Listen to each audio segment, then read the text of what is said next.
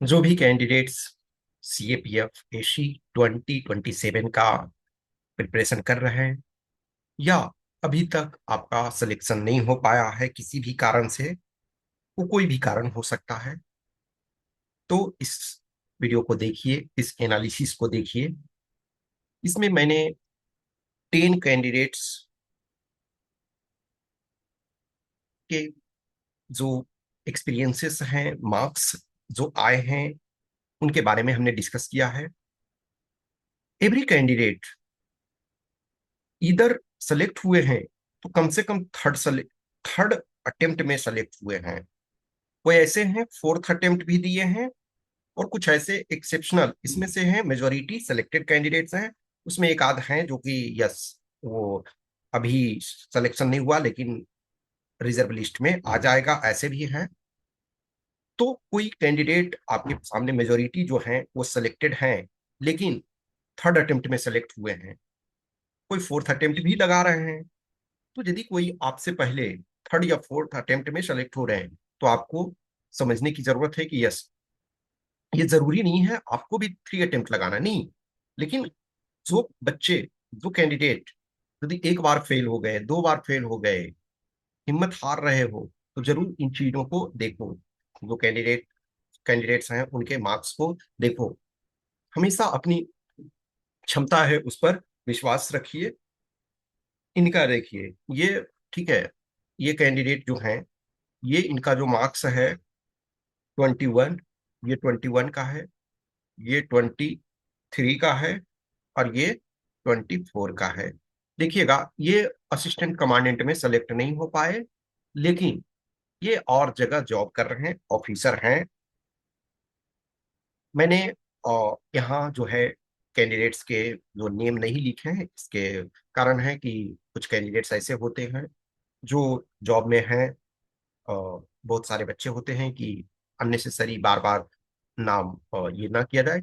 उसमें से जैसे आप जब क्लोज ग्रुप में होते हो, जो भी, जैसे मैं जिनके साथ इंटरव्यू वगैरह के लिए डिस्कस करता हूँ, या जो बच्चे पर्सनलाइज्ड रूप से जुड़े हुए रहते हो, जब मैं उनको क्लोज ग्रुप में डिस्कस करता हूँ तो यस, और कैंडिडेट्स के बारे में डिटेल आपसे शेयर करता हूँ, नेम से लेकर के और उनके एक्सपोजर हैं।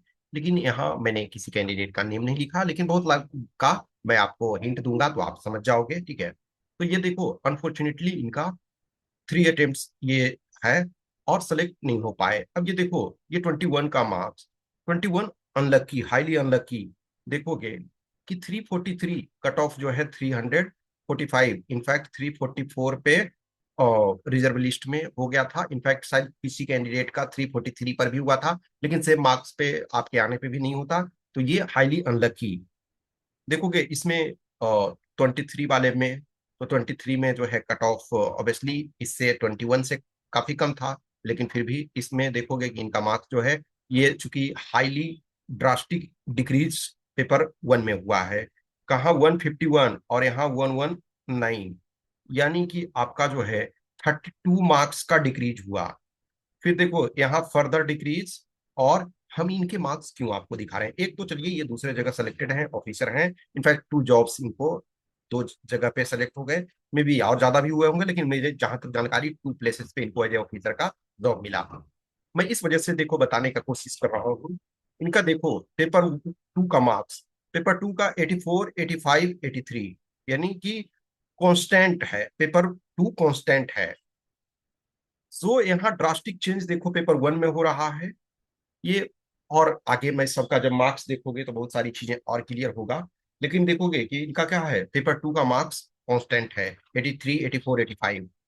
पेपर 1 में देखो ड्रास्टिकली यहाँ 32 मार्क्स का डिक्रीज हो गया। फिर यहाँ देखोगे ऑब्वियसली है कि ये आपका 4 मार्क्स का, तो ये तो कोई वो नहीं है, दिक्कत नहीं है, ठीक है। अब देखो इसमें, ये इस कैंडिडेट का, इनका सिलेक्शन हो चुका है 24 वाले बैच में, ये 24 का मार्क्स है। ये आपका 22 का है, ये 20, ये हैं अभिषेक कुमार यादव। इनका ऑलरेडी इनके साथ मैं मीटिंग भी कर चुका हूँ। इनके जो आपको मॉक भी इनका अपलोड कर चुका हूँ, इनका देख सकते हो। 24 वाले बैच में इनका सिलेक्शन हो चुका। इनका भी देखोगे तो ये 22 वाले बैच देखो, मार्क्स कितना ज्यादा पेपर वन में, 155 राउंड ऑफ करोगे तो, इसमें आपका 137, ठीक है, और यहाँ just 112, 112, every time marks decrease हुआ। लेकिन इसमें पेपर टू में देखो, पेपर टू में इनका यहाँ 88, यहाँ 78, यहाँ घट गया था। यहाँ देखो दोनों चीज में घटा, इनफैक्ट सब चीज में घटा, तीनों, पेपर वन में भी कम हुआ, पेपर टू में भी कम हुआ, और इंटरव्यू में तो बहुत पैथेटिक हुआ, तो ऑब्वियसली नहीं हुआ।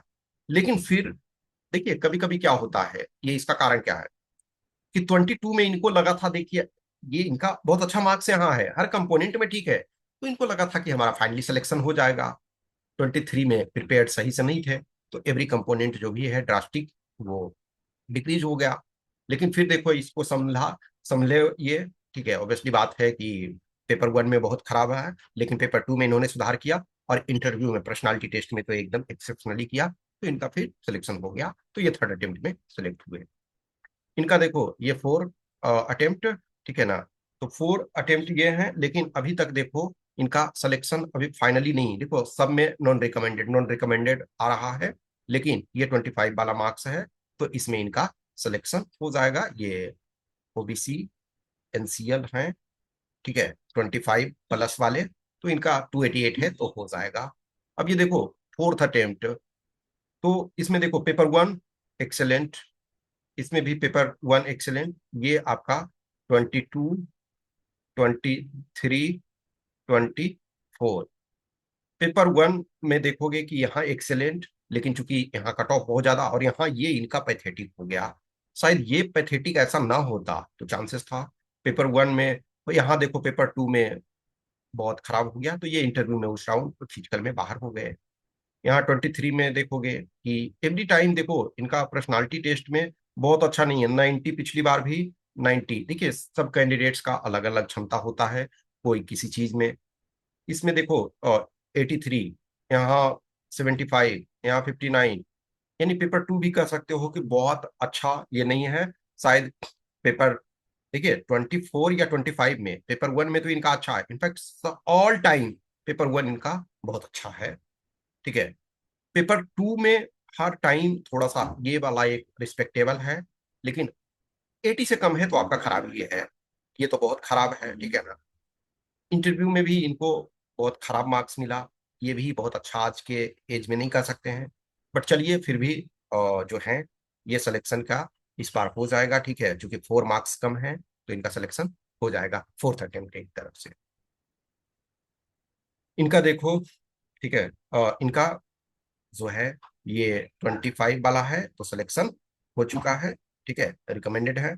इसके पहले ये आपका जो 23, 24 और ये 25, देखिए ये इनका फर्स्ट अटेम्प्ट था, तो ठीक है, पेपर वन भी बहुत अच्छा नहीं है, पेपर टू भी अच्छा नहीं है, इंटरव्यू रिस्पेक्टेबल था, लेकिन ऑब्वियसली नहीं हुआ। फिर देखो यहाँ इन्होंने पेपर वन में भी इम्प्रूवमेंट किया, क्योंकि 24 में पेपर वन में ये बहुत अच्छा मार्क्स माना जाता है, लेकिन फिजिकल में बाहर हो गए, ठीक है, उस ईयर में भी, यानी कि नेक्स्ट लास्ट ईयर ही 24 में इनका सिलेक्शन हो गया हुआ होता। 25 में भी देखो ये ठीक है, मोर और लेस ये इस बार बहुत खराब था, लेकिन इसके बाद इन्होंने इम्प्रूवमेंट किया। फिर भी जैसे देखो ये इसमें तो 93 है, तो 90 प्लस है, बहुत अच्छा है पेपर टू में, इसमें भी इम्प्रूवमेंट किया। और इंटरव्यू में देखिए यहाँ 100 था, यहाँ 103, तो ठीक है, रिस्पेक्टेबल है, तो फाइनली इनका सिलेक्शन हो गया। इनका तो देखो ये भी ये 2019, 2020, 21, तो 21 में इनका सिलेक्शन, देखिए पेपर वन में इनका ये 2019 एक्सेलेंट, देखिए पेपर 2020 में पेपर वन में सारे कैंडिडेट्स के कम मार्क्स आए थे, तो इसमें देखो 141 अच्छा है, रिस्पेक्टेबल है, बहुत अच्छा। पेपर टू में देखो 71 यहाँ, तो ये आपका खराब है। इसमें देखो इन्होंने पेपर वन में भी एक तरह से इस आधार में अच्छा किया, पेपर टू में भी अच्छा ही है, लेकिन इंटरव्यू में इनका खराब यहाँ मार्क्स आया। लेकिन पर्सनालिटी टेस्ट में इनका इस समय भी इतने ही आया था, इस समय भी जस्ट 89, इस समय 95, लेकिन इस समय देखोगे कि इन्होंने इसमें ड्रास्टिक चेंज किया, ये भी चेंज किया, तो फाइनली इनका टॉप 50 में ये हो गया 21। इनका देखो ये एक्चुअली में थर्ड अटेम्प्ट में क्लियर, इनका थर्ड अटेम्प्ट में टॉप 10 में है। ठीक है, ये 2019, 2020, 21, 22। देखिए ये इस वजह से है कि 2019 में देखो पेपर 1 अच्छा है, पेपर 2 इनका देखो एवरी टाइम पेपर 2 103, यहाँ 99, यहाँ 108, यहाँ 111। Paper 2 excellent. पेपर 1 में देखो यहाँ बहुत अच्छा है।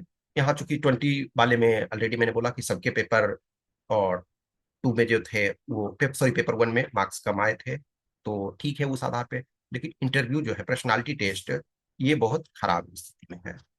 इसमें भी देखो पर्सनालिटी टेस्ट में ठीक है कम इनका मार्क्स मिला, लेकिन चूंकि दोनों में एक्सेलेंट है तो इनका टॉप 10 में आ गया। इसमें भी देखो इन्होंने एक्सेलेंट लाया, ये इसमें नहीं तो इधर भी आपका जो अच्छा एक तरह से बहुत अच्छा था, ठीक है ना। इनका देखो, ठीक है, तो ये जो कैंडिडेट हैं ये अभी तक देखो 10 में से जो ये यही हैं, एक का मैंने जो दिखाया कि ठीक है 25 में उनका हो जाएगा, 4 मार्क्स कम है, अभी तक इनका नहीं हो पाया। इसका एक कारण देखोगे, पेपर 2 एवरी टाइम बहुत खराब, ये बहुत खराब है। देखिए पेपर ये आपका 23, 24, 25 का मार्क्स, ये देखिए 23 में भी 118.85 कट ऑफ है, मान के चलो। और आपका 139.34 यानी कि आपका उससे ज्यादा है, अच्छा खासा ठीक है, 10% प्लस से ज्यादा है तो ठीक है। लेकिन पेपर 2 तो अच्छा नहीं है। इंटरव्यू में इसको बहुत हम खराब नहीं कर सकते हैं। यहाँ देखो, यहाँ और खराब पेपर 2 में हो गया। यहाँ भी देखो पेपर 2 अच्छा नहीं है। ठीक है, ये चूंकि ओबीसी एनसीएल में है तो इनके लिए मुश्किल है, ठीक है ना। अब अदरवाइज जनरल कैटेगरी के कैंडिडेट होते तो चांसेस बनता।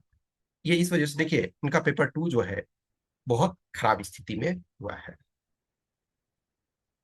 इनका देखो, और 2020, 22, 23, तो 2020 में देखिए पेपर 1 में ठीक ही है, पेपर 2 भी ठीक है, लेकिन इंटरव्यू अच्छा नहीं मिला और सिलेक्शन नहीं हो पाया। 22, 22 चूंकि कट ऑफ बहुत ज्यादा गया था, इंटरव्यू में बहुत खराब एक तरह से आ गया, इससे भी और कम आ गया तो ये नहीं हुआ। लेकिन इसमें देखोगे कि 23 वाले में इनका इंटरव्यू में देखो कि डायरेक्ट 120 नंबर, यानी यहाँ से आपका 35 मार्क्स इंक्रीज हुआ, तो इनका सिलेक्शन हो गया, टॉप 20 में से है, ठीक है ना। इनका देखो ये 22, 23, 24, 22 में ठीक है ये अच्छा था, लेकिन फिर भी इंटरव्यू में इनको अच्छा मार्क्स लाना, लेकिन जो फिजिकल में बाहर हो गए। 23 पेपर 2 बहुत अच्छा स्थिति, बहुत खराब ही स्थिति कह सकते हो, इंटरव्यू बहुत खराब, तो सिलेक्शन नहीं हुआ। 24 में देखिए, ठीक है पेपर 1, हाउएवर इसमें देखो पेपर 1 एक्सेलेंट है, लेकिन चूंकि पेपर 2, पेपर 1 इसमें कट ऑफ जो है जस्ट 97.44 है, तो उस आधार पे अच्छा है। पेपर 2 में भी सुधार किया अदर कंपैरिजन में, इंटरव्यू में इन्होंने काफी सुधार किया, सिलेक्शन। इनका भी 21, 22 और ये 24। पेपर 2 में देखो 77, 85, 80, मोर और लेस आसपास में ही रहा है हमेशा।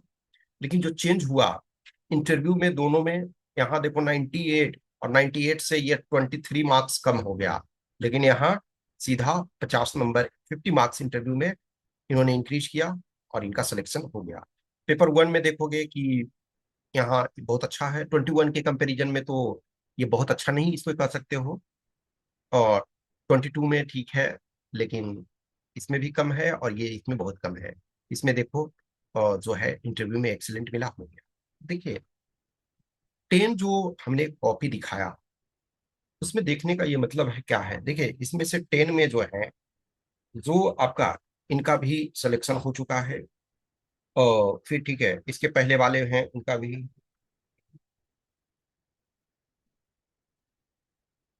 तो इसमें से जो 6 कैंडिडेट्स हैं उनका सिलेक्शन हो चुका है और ठीक ठाक कंडीशन में है। एक हैं जिनका सिलेक्शन नहीं हुआ है, दूसरी जगह उनका जो सिलेक्शन का ये चांसेस है, ठीक है ना। फिर जो है एक है जिनका रिजर्व लिस्ट में आ जाएगा। फिर जो एक है उनका भी सिलेक्शन इस बार भी पॉसिबल नहीं है। ये चीज क्या देख रहे हो आप कि जो भी मेजोरिटी ऑफ कैंडिडेट्स इसमें जो मैंने 10 का दिखाया, एक चीज आपने ऑब्जर्व करे करे होंगे कि जो पेपर 1 है उनके मार्क्स में आपने ड्रास्टिक चेंज देखा होगा। किसी कैंडिडेट का देखो, जो सिलेक्शन जिस समय हुआ उस समय पेपर 1 में सबसे कम है, इस वजह से कि पेपर 1 का कट ऑफ में काफी डिक्रीज देखने को मिला। जैसे 21 में देखो, 21 में जो पेपर 1 का कट ऑफ है 138 है, 22 में जो है वो 135 है, 23 में जो है वो आपका 118.85 यानी उसको 119 मान सकते हो, और 24 में जो है वो जस्ट 97.44 है। तो ये ड्रास्टिक देख रहे हो, उसी ढंग से इन बच्चे का भी देख रहे हो कि जो पेपर 1 का मार्क्स ड्रास्टिक चेंज हुआ है।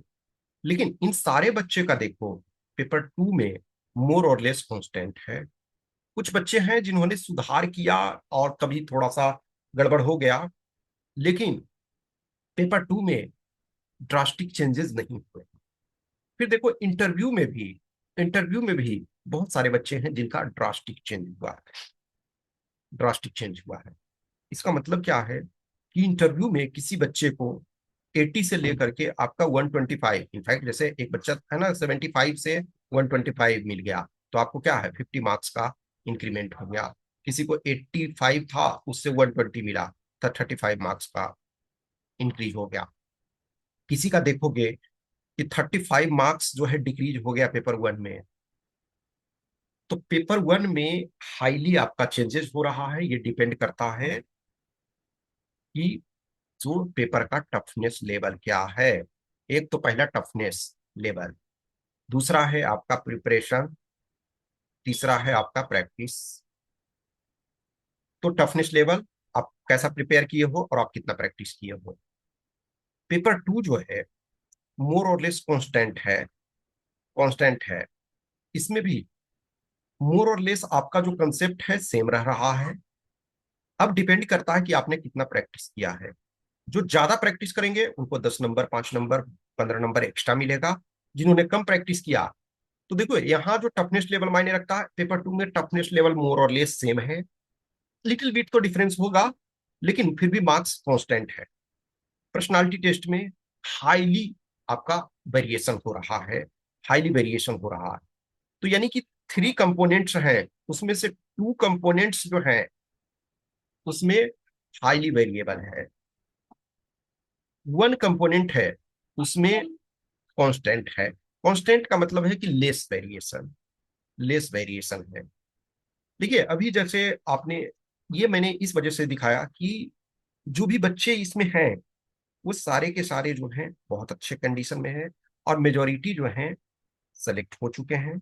कुछ ऐसे हैं जिनका अभी सिलेक्शन हो जाएगा।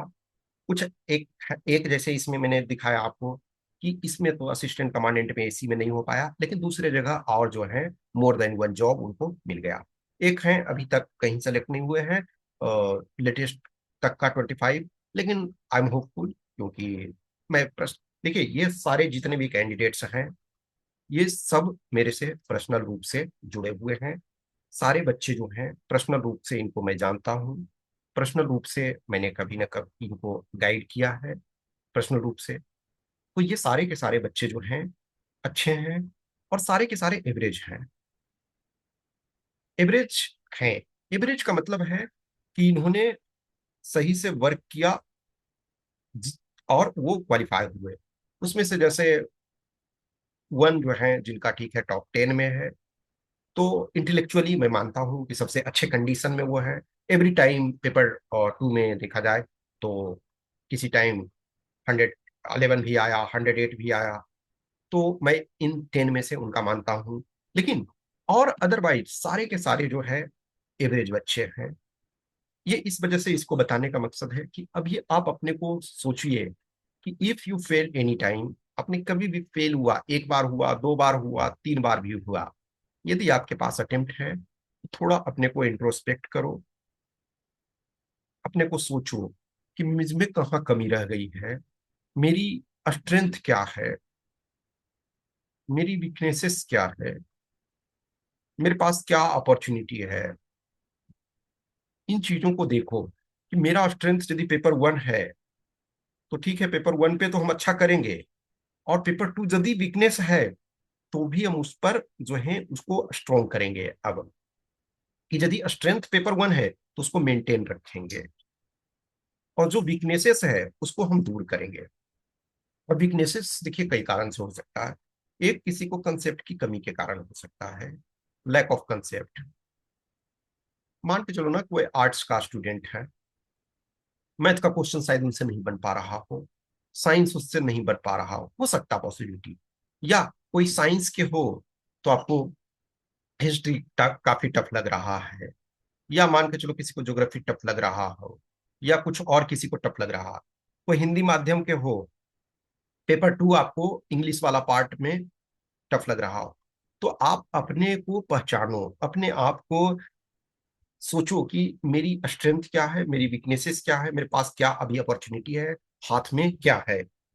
जो भी कैंडिडेट मैं जान रहा हूं, मैं हमेशा मैंने आपको बोला है कि यदि आप कभी भी किसी भी टाइम यदि असिस्टेंट कमांडेंट का रिटेन क्वालिफाई किए हो, आप किसी भी कैटेगरी के हो सकते हो, आप जनरल में हो, ओबीसी में हो, एससी हो, एसटी हो, ईडब्ल्यूएस हो, किसी भी कैटेगरी में हो, वंस, ट्वाइस, इवन वंस आपने रिटर्न क्वालिफाई किया है, बिलीव मी, आप में बहुत पोटेंशियल है, आप में क्षमता है, आप कर सकते हो।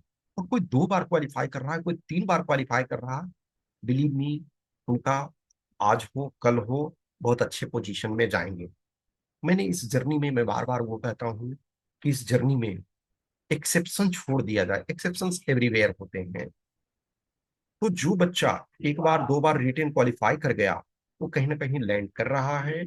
और यदि नहीं, तो मान के चलो अभी हाल में है तो अभी स्ट्रगल में है वो, अभी वो फिनिश नहीं हो चुके हैं।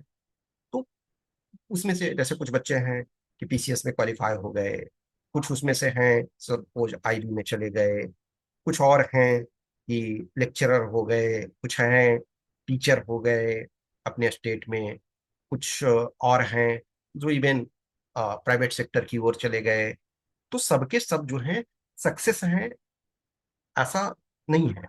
तो अभी जो 27 में हो, मोटिवेशन लो कि इसमें से सारे बच्चे जो हैं सेलेक्ट भी हुए हैं तो कम से कम थर्ड अटेम्प्ट में सेलेक्ट हुए हैं।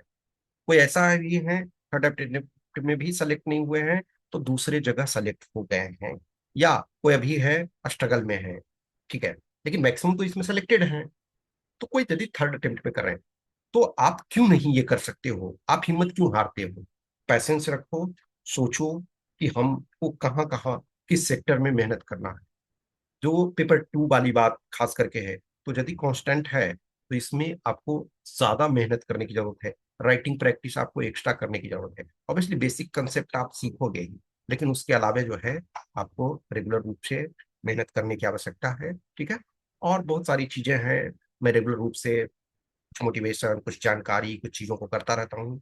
कुछ भी क्वेश्चंस, क्यूरी, डाउट्स है तो आप मैसेज कर सकते हो, कमेंट कर सकते हो, ठीक है। लेकिन वर्क करो। At the end of the day देखिए मेहनत आपको करना पड़ेगा। कोई बच्चा सेलेक्ट हो गया, कोई टॉप 50 में आ गया, कोई टॉप 20 में आ गया, उससे आपका सिलेक्शन नहीं होगा। आप मेहनत करोगे तो आप में भी टॉप 10 में आ सकते हो। तो आपके मेहनत से आपका सिलेक्शन डिपेंड करता है। आप अपने को पहचानो। अभी भी असिस्टेंट कमांडेंट में इतना ज्यादा कट ऑफ नहीं जा रहा है कि आप कहोगे कि हमसे नहीं हो पाएगा। बहुत सारे एग्जाम में कट ऑफ इतना ज्यादा चला जाता है, लेकिन अभी भी आपके एग्जाम में, तो यूपीएससी का जो एग्जाम होता है उसमें जो है आपको कंसेप्ट समझना है। सबसे पहले तो कंसेप्ट समझना है, उसके बाद प्रैक्टिस करना है, ठीक है। कंसेप्ट समझो, प्रैक्टिस करो, प्रीवियस ईयर पेपर को देखो, ये सारी चीजों को करोगे। और जब इंटरव्यू आता है तो आपको कॉन्फिडेंटली अपने को प्रेजेंट करना जानना होगा, ठीक है। और आगे चीजें डिस्कस करते चलेंगे। Okay, thank you.